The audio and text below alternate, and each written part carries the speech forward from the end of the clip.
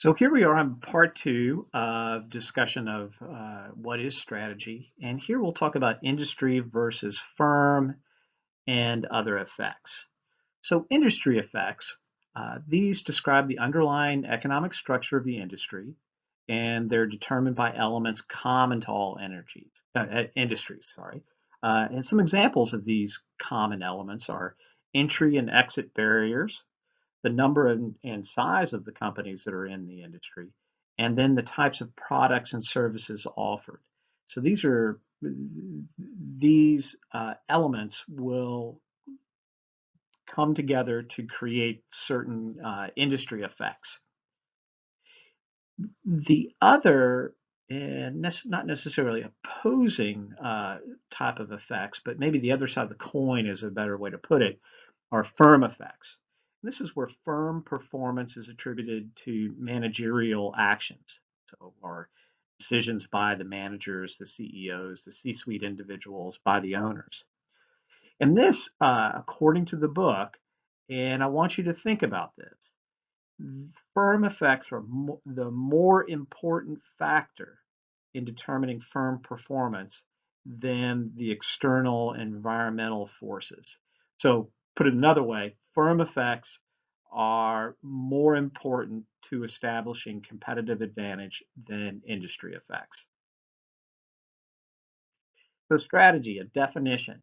So, strategy is a set of goal directed actions a firm takes to gain and sustain superior performance relative to its competitors. And so, a lot of what we'll talk about when we talk to you about, particularly about competitive advantage, is how is the company performing or the organization, because we could be talking about nonprofits as well. Uh, how do they perform relative to their competitors? So there are three elements of a successful and functioning strategy. The one is diagnosis of the competitive challenge. So you have to analyze the internal and external environment. So not only the environment, quote unquote, within the company or organization, but then also what's out there in the industry.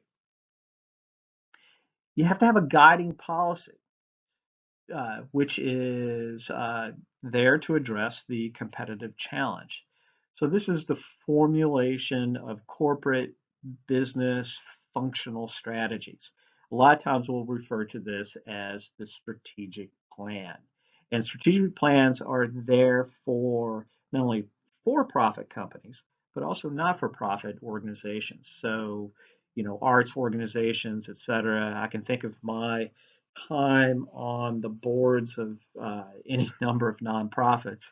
And every time I've been on a board of a nonprofit, every couple of years, particularly when a new executive director or managing director comes in, there's always a new impetus for, or a renewed impetus to create a new strategic plan. And then the third are coherent actions implement that guiding policy. So analysis, formulation, and implementation. Uh, so these are the things. And again, the coherent actions are really important. They've got to be tied to the guiding policy.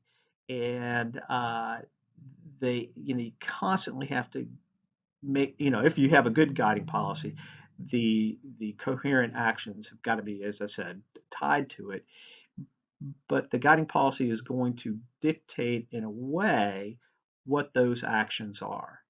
And of course, without the actions, the policy is just simply a document that's meaningless. But what isn't strategy? So it's important to know the difference between strategy, and it's also confused with vision and tactics. So some basic things. Vision, too broad.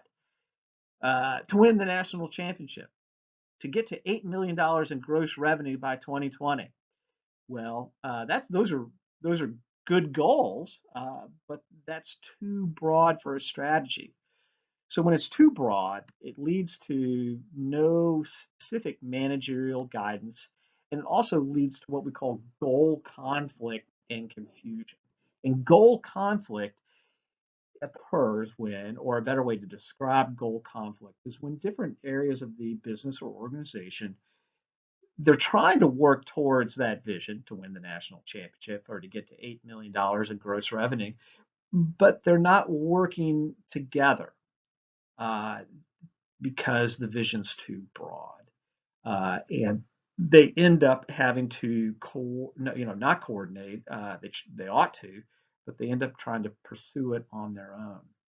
Um, so tactics are often too specific. So one of the tactics is to get to win the national championship, we're going to recruit a 5-star quarterback. Or to get to that $8 million in revenue, we're going to buy a sales management system. Okay, well, those are all good things, but they're too specific.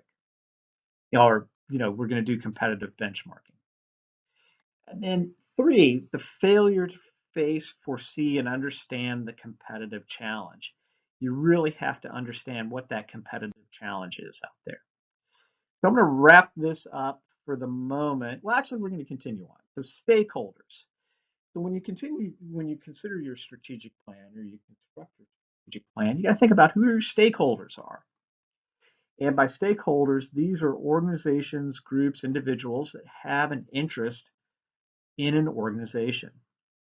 So they're internal stakeholders, like stockholders, board members, employees, and then there are external ones, and this is a larger group. Customers, donors for nonprofits, suppliers, creditors, governments, and unions. And you might think about, and this is actually, I want you to think about, why are these considered stakeholders? Why is a government considered stakeholder? Why are unions considered stakeholders? Why are the donors considered stakeholders? Why should you even really care? Why should you consider a customer a stakeholder? So stakeholder impact analysis. And I'm going to pause here and we'll continue on with part 3.